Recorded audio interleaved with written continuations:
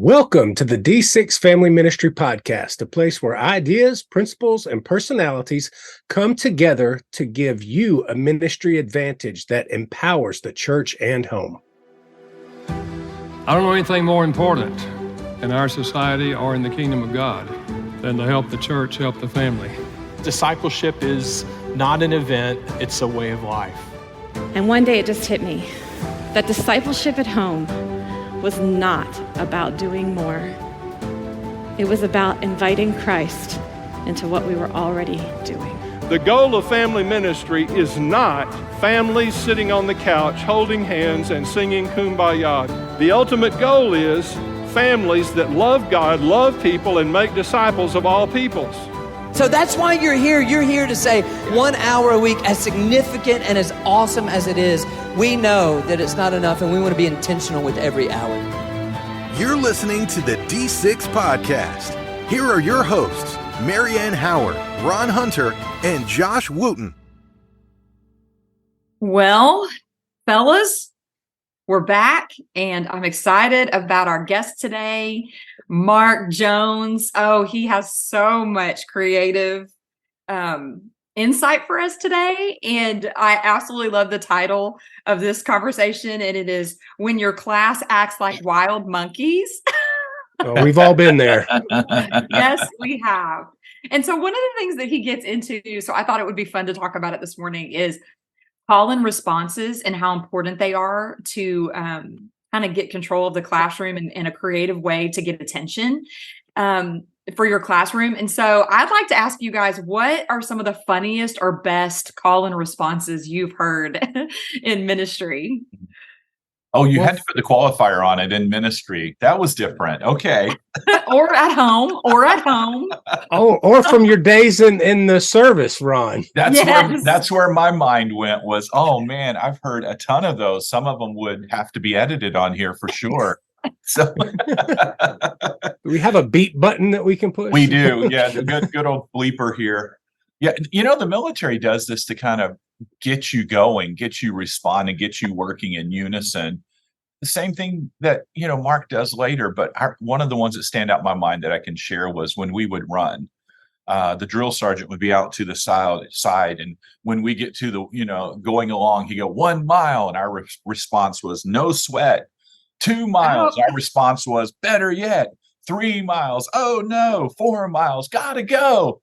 And they would just keep on going until you had this whole thing down in your head.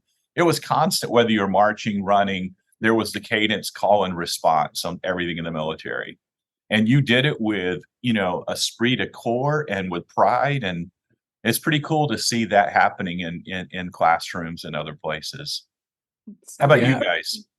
Well, for me, it started out. I remember when I was first in ministry, I'd never even really knew what a call and response was. And I was doing a Devo at my kid's school. And the teacher said, if you can hear me clap 1 time, and if you can hear me clap 2 times. And I was like, oh, she's a wizard, Harry Potter. How does she do this? But then we started, I do one that's pretty funny with our kids. And I'll be like, don't go chasing waterfalls. And they'll go, shh. Oh. Like a waterfall sound. So that's good. That is good. Yeah. I love that. So 2 of the best call and responses I've heard. One was in our preschool. The teacher would always say, ring, ring. And the class would say, hello, hello. But my very favorite one was my son's 4th grade teacher, who is still referred to as the GOAT, and he's 16 years old. She's the GOAT. She helped him love reading. And I remember her, I was a guest, in her classroom, and the way that she got control of her classroom is she did this. She said, DQ. And the rest of the class would sing, that's what I like about Texas. All of the Texas people are like, yeah. Oh, my goodness. That's hilarious. I love it. It really got control of the classroom. So. Oh, yeah. Here's the cool thing about our guest today. I first met Mark Jones at a conference that I won't even name it because most of us listening can't go. Mark is a wonderful children's pastor and children's minister. And the conference I met him at is an exclusive for megachurch children's pastors. So when you think about this conference, you're going, yeah, how big can this thing be? It's not that big.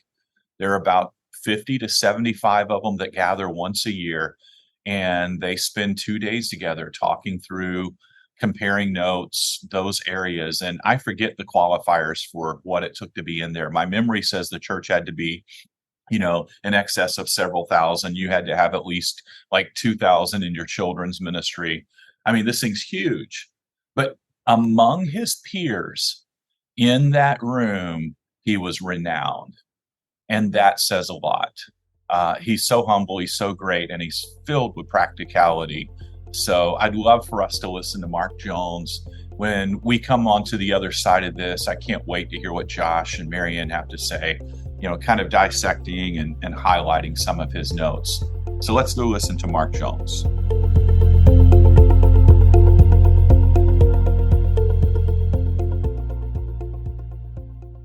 Introducing D6 Everyday Foundations, strengthening the building blocks of faith. We are thrilled to announce the launch of D6 Everyday Foundations, a groundbreaking curriculum designed to empower churches and families in their journey of faith. This innovative program aims to align the church and home, fostering a strong foundation and unshakable confidence in God's Word. D6 Everyday Foundations boasts a comprehensive 3-year scope, focusing on major themes and characters from the Bible while also addressing pertinent cultural issues. With this curriculum, we aim to equip individuals of all ages to stand firm in their faith and navigate the challenges of our ever-changing world. At the heart of D6 Everyday Foundations is a church and home partnership, recognizing the vital role both play in nurturing and cultivating a vibrant faith. Through this collaboration, families will be empowered to prioritize and emphasize God's Word in their daily lives.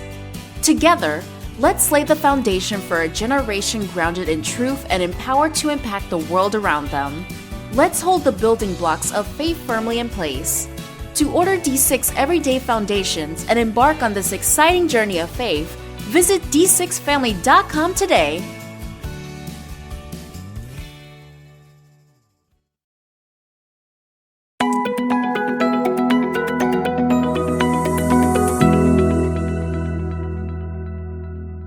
Today, I am joined by Mark Jones. Mark serves as the children's pastor of Quail Springs Baptist Church in Oklahoma City, where he loves and teaches preschoolers, children, and their parents. He is the founder of Mr. Mark's Classroom, an online leadership development and teacher resource company that helps overwhelmed children's ministry leaders get the clarity, confidence, training, and resources they need. Mark, thanks for being here today. Thanks. Wow, that sounded great. You did good. Well, thanks. I don't think I've ever said this to a guest before, but I'm pretty sure you could beat me up. No, I don't think that's no. I'm just a kindergarten teacher. Yeah, well, we look like the before and after picture that they use for like Beachbody stuff. So I'm a little intimidated. That's crazy funny.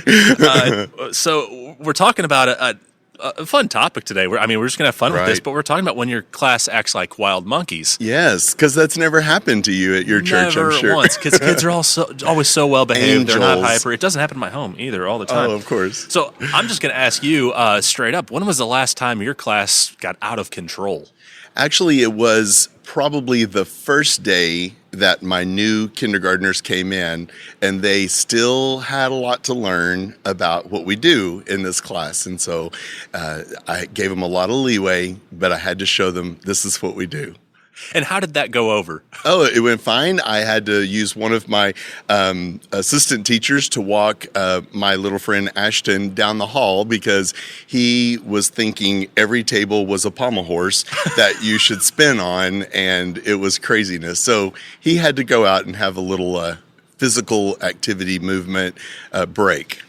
Now, like my son's in daycare, so some of it's structured and some of it's just absolute free playtime. Church is a little bit different because church is not daycare. Church is not babysitting. Right. So there is some degree of focus that's important. Right. What are some of your top tips for helping a class stay on task? Right. So let's think about preschool first, because early childhood learning is very different than elementary learning. So early childhood learning is going to have a lot of choices, and when they come into the space, to the classroom, those choices are already in place. And so it all starts with the greeting at the door. And when I am meeting a preschooler for the first time, I tell them, my name is Mr. Mark. You can call me Mr. Mark. Let me hear you say Mr. Mark. And so they say, and I say, yes, that's right. Because if you don't tell them your name, what are they going to call you? Teacher. Hey. Hey, you. Yeah. And so I want them to know we have a connection, and making that relationship is going to be vital in everything, building that relationship with the child. And then I would say we have this in home living, this choice in art, over here in blocks, this in puzzles. What do you want to do first? And so they see the choices. It's very important that as children come into the space that they see something's ready to go and something's ready to happen. And so in elementary, it's very different in that we have early arriver activities. Usually Bible skill things are ready to go, because Bible skill games are always going to be on task with any content you're teaching that day. It's fine, just Bible skill games, because if we don't teach children Bible skills, they won't get it in student ministry or in adult ministry. It is taught in childhood. Well, speaking about teaching and how we teach kids, we know that different kids learn in different ways. Right. How can we incorporate different learning styles into our teaching rather than maybe just lecturing kids for 45 minutes, which that bores me. Yes. It's especially not going to work with kids. Right. So excellent thought here. And so how do I know if I'm doing it wrong?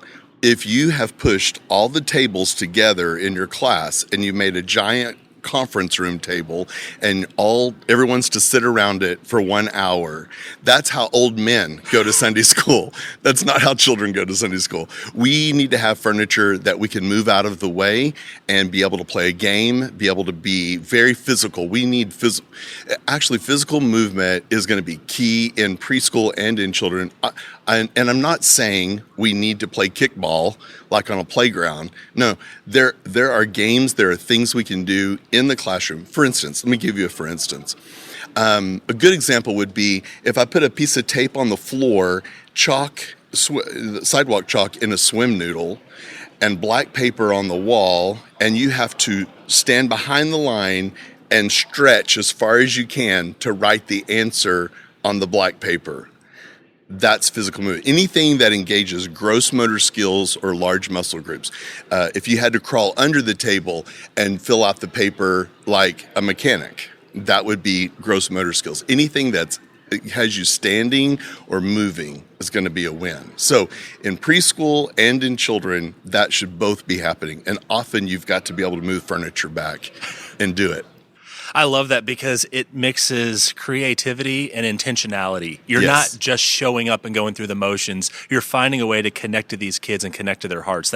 I love that. That's so practical. And you know what? It gets you so excited because you can almost imagine what the kids are going to think when they do it. Like they're going to come in with anticipation, and you, the teacher, are excited because you've prepared something cool like that. That's great. Well, we're going to take a quick break while Mark and I arm wrestle, and we will come back in just a minute.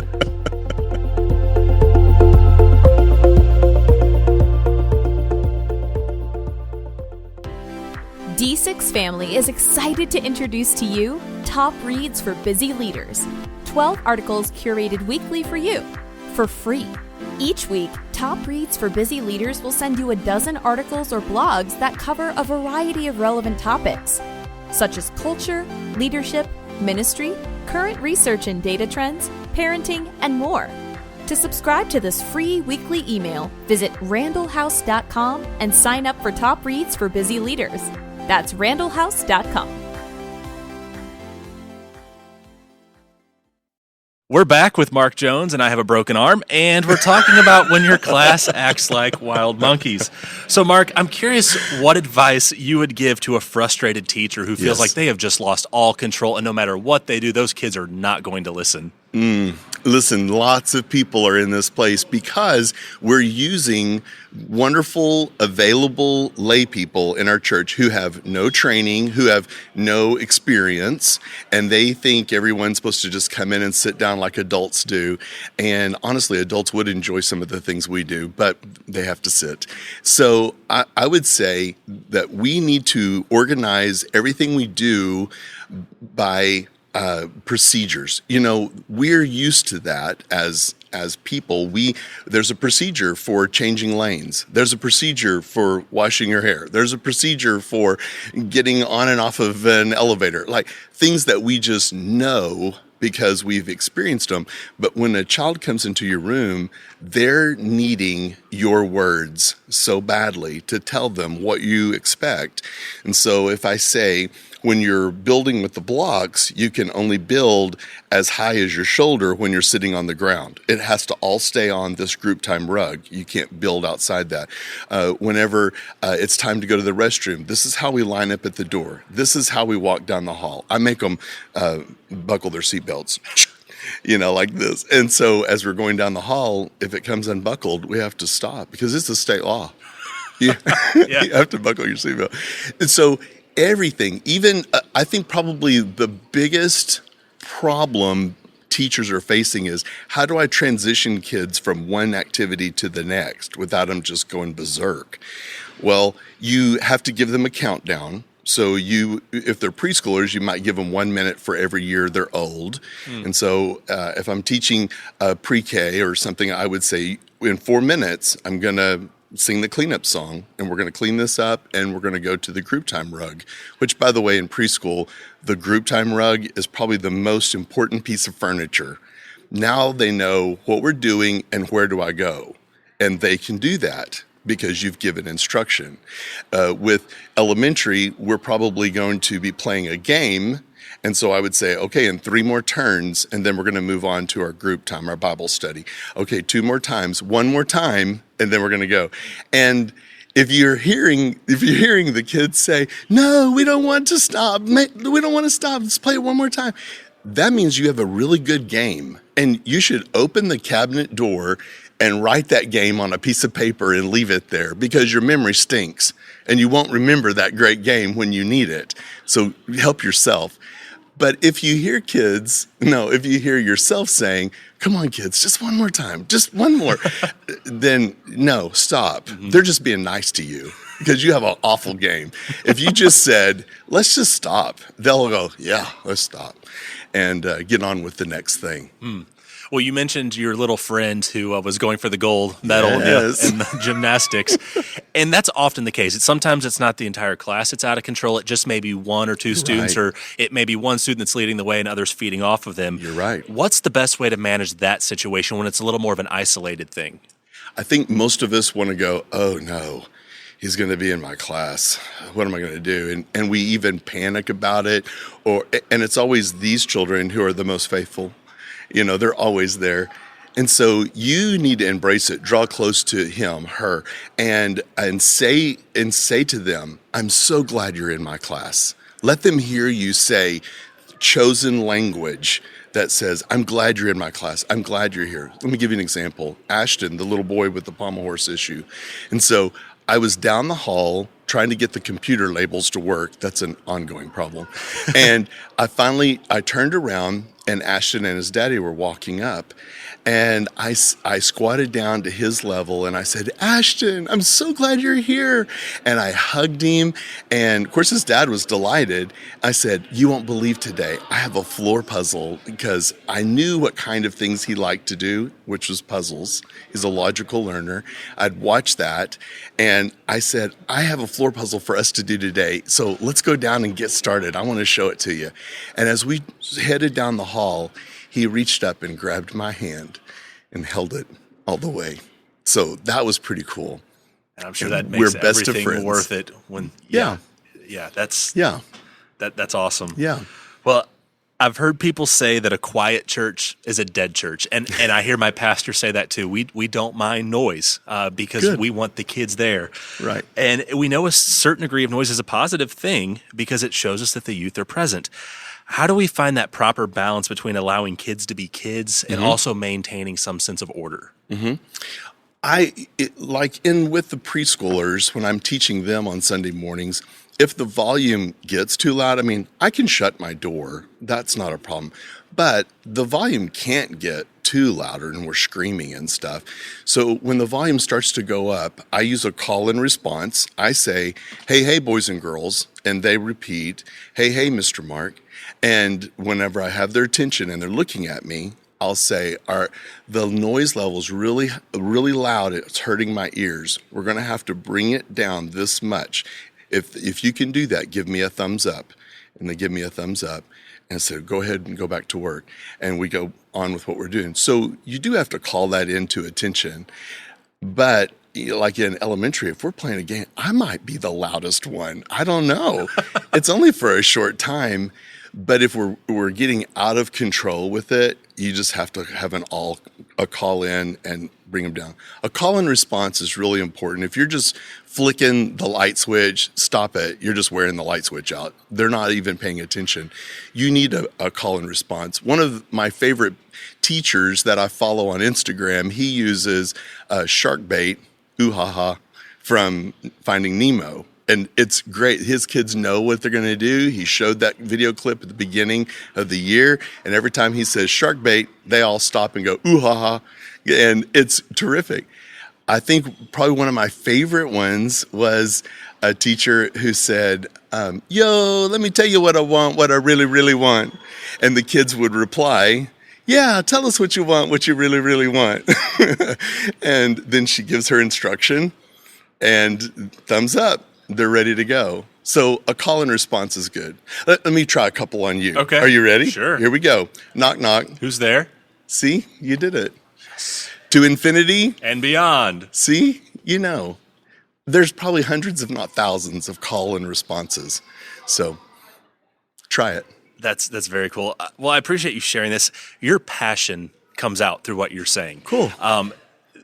And you I don't want to say you're validating children's ministry because it doesn't need validation, but I think in some circles it does because you're showing this is not babysitting. This is not daycare. This is a real ministry. It is a life-transforming ministry. It is. Our kids are not too young to learn. They're not too young to learn lofty concepts. That's right. We need to work on how we connect with them because we have an attentive audience every week.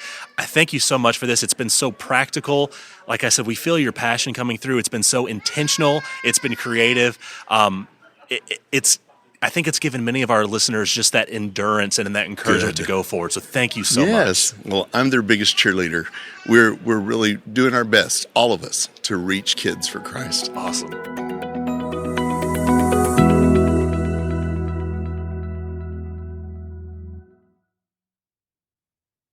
Well, Mark had so much good, creative, insightful nuggets for us as we lead in ministry. I think two things that stand out so much to me that are just, I'm taking this with me, is the first thing is children need your words to tell them what to expect. And I think that we can miss that so many times as leaders that we think, well, they should know to sit still. They should know to be quiet. They should know to listen. No, they need to know what the expectations are and they need our words. Yeah. Great reminder for me. Even as I'm raising teenagers and I have these expectations on what my teenage sons should do and know, well, no, they need my words to clarify expectations. So thank you for that reminder. Yeah. And his words also guided them. Like, hey, when they came into the classroom, like, hey, as you come in, here's 3 different things you can do. He used his words and their eyes were visually locking onto those 3 things and allowed them. And it's a reminder, how many times do teachers with small children expect a kid to come in and plop down at the table and be quiet and wait for everybody else to arrive? That's no fun. No. So love the simplicity of that approach, Mark. How about you, Well, Josh? What was a standout moment for Mark? He gave me several things to look at because, training our teachers, and there are a lot of little tidbits that he gave us that I'm going to go back and use that are applicable to as our church grows. And we are not quite a mega church yet, but we are now, a couple thousand each week, and our kids' classes are packed. And I actually volunteered for VBS and had an entire room of like 25 4-year-old boys that I was for a couple of nights of VBS and getting their attention. But the things like, adding the physical movement to answering the questions. Hey, when you know the question, you sit in your seat, but when you know the question, go to this corner, sit down, crisscross applesauce, raise your hand and, touch your nose with the other hand and then answer the question. Little things that I could do to help incorporate some physical movement in there. And then just the importance of, like Mary Ann said, clarifying the expectation and walking through the procedure of how this is going to work and how this class is expected to run. Because like you said, I think when they have the expectations, it can be great. And also the countdowns, in 30 seconds, this is what we're going to do. Or, and so I think that's important. I've got a question for you, Josh. I was hearing him kind of coach people on the quality of their games. Josh, you have great games. I mean, I've seen you implement, I've seen you do this with all ages.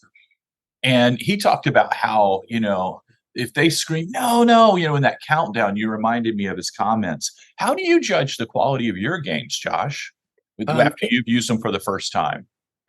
Engagement. Usually you can tell if a game is going to be good within the first 30 seconds, and when it's knowing when to wrap it up and going, this game is not working and we're going to go ahead and cut it off now, and you will have your couple of kids like, who won? You're like, oh, everybody's a winner. Cause this game, in your head, this game did not fly, but when you do have excitement, you can feel it in the room. And when everybody is engaged, I've learned that even with my student ministry, to keep an eye out if you've got kids that are just sitting down and they're not wanting to play. And, that's usually a tell sign of, okay, this game may be good for a few, but I try to find something that's going to get everybody involved if at all possible.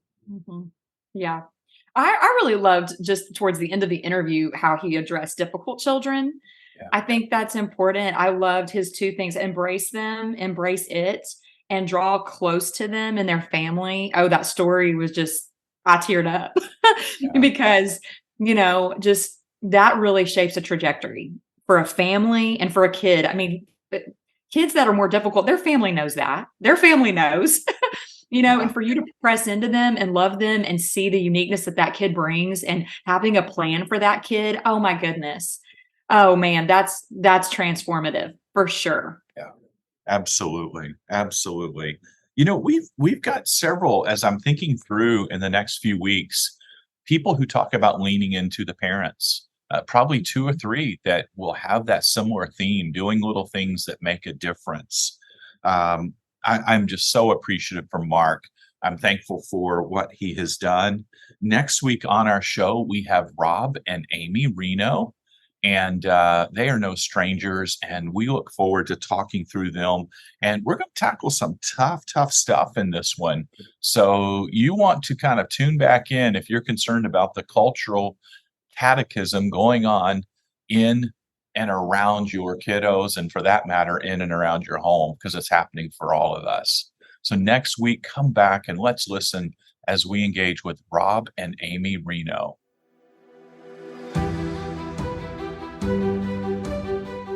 You've been listening to the D6 Podcast. You can learn more about D6 at d6family.com.